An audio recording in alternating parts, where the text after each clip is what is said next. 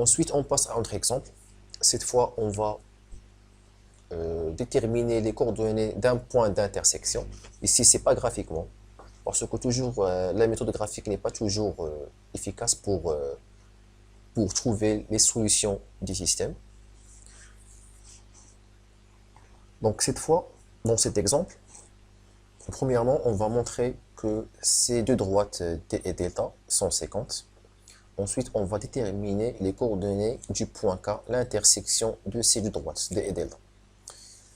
Donc pour montrer que ces deux droites sont séquentes, il suffit de comparer le coefficient directeur de ces deux droites. Lorsqu'on a par exemple deux coefficients directeurs sont égaux, alors ceci signifie que d et delta sont parallèles.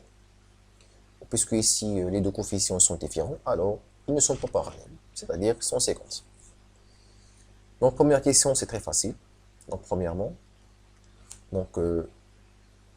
directement on a le coefficient directeur, on désigne toujours le coefficient par lettre M.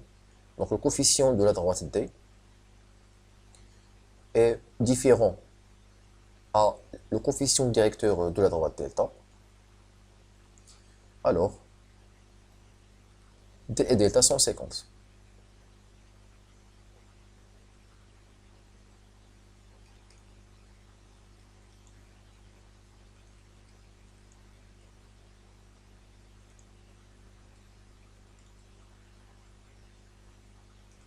Donc, cette question nous donne une information sur l'existence d'une solution d'un système. Lorsque les droites sont séquentes, ça veut dire qu'il existe ainsi une solution d'un système. Donc, deuxième question, on va déterminer les coordonnées du point K de l'intersection des droites. Donc ici, on ne va pas construire les droites d et delta, mais on va résoudre un système parce que la solution d'un système signifie graphiquement les coordonnées de l'intersection des droites associées à ces deux équations. Donc,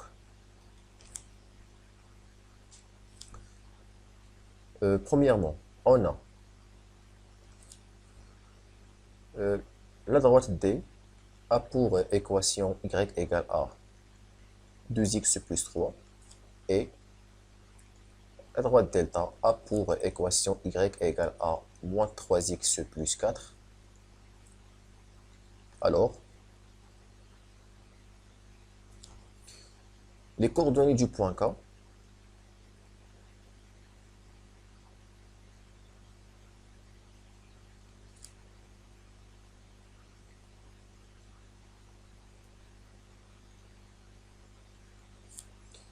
le point K, l'intersection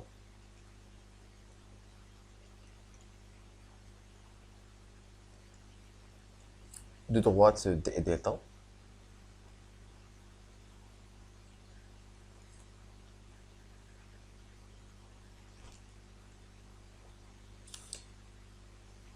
sont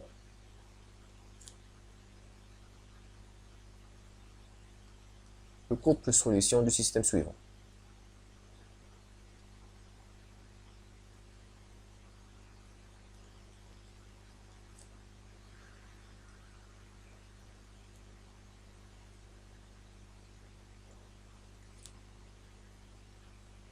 Donc ce système est composé des équations de droite. Voici la première équation. Donc système composé de l'équation y égale de x plus 3 et la deuxième équation y égale à moins 3x plus 4. Alors on va résoudre ce système. Donc nous avons déjà vu comment on résout algébriquement un système. Soit on applique la méthode de la substitution, soit la combinaison linéaire. Ici, je choisis la méthode par la substitution. Donc tout simplement, je vais remplacer la valeur de y, donc cette valeur de x plus 3, dans la deuxième équation pour avoir une équation du seul inconnu x.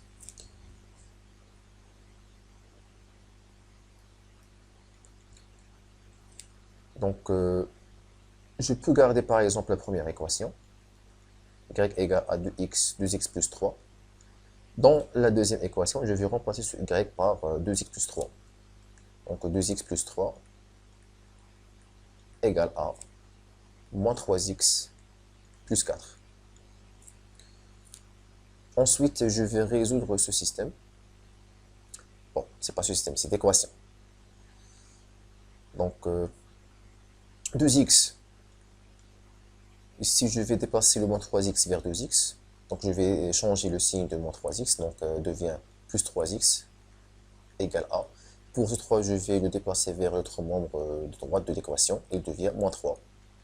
Moins 3 plus 4. Alors 2x plus 3x, ça donne 5x. Ici, ça donne 1. Ensuite, x égale à 1 sur 5. Alors voici l'abscisse de point K. Ensuite, je remplace la valeur du x dans cette équation. Donc, x égale à 1 sur y. Bon, bientôt 1 sur 5. Désolé. Donc, pour la deuxième équation, je vais ici remplacer pour avoir la valeur de y. Je vais remplacer ici le x par 1 sur 5. Donc, 2 fois 1 sur 5 plus 3. Toujours x égale à 1 sur 5. Y égale à 2 sur 5 plus. Ici, je vais écrire 3 avec une fraction qui est égale à 3, dont le dénominateur est égal à 5. Donc ici, je peux écrire ici sur 1, 3 sur 1, pour multiplier le 1 par 5 et le 3 par 5, pour avoir 15 sur 5. 15 sur 5, ça donne 3. Ensuite, je peux additionner les deux numérateurs. Ensuite, x égale à 1 sur 5 et y égale à 17 sur 5. Et voilà, le couple 1 sur 5, 17 sur 5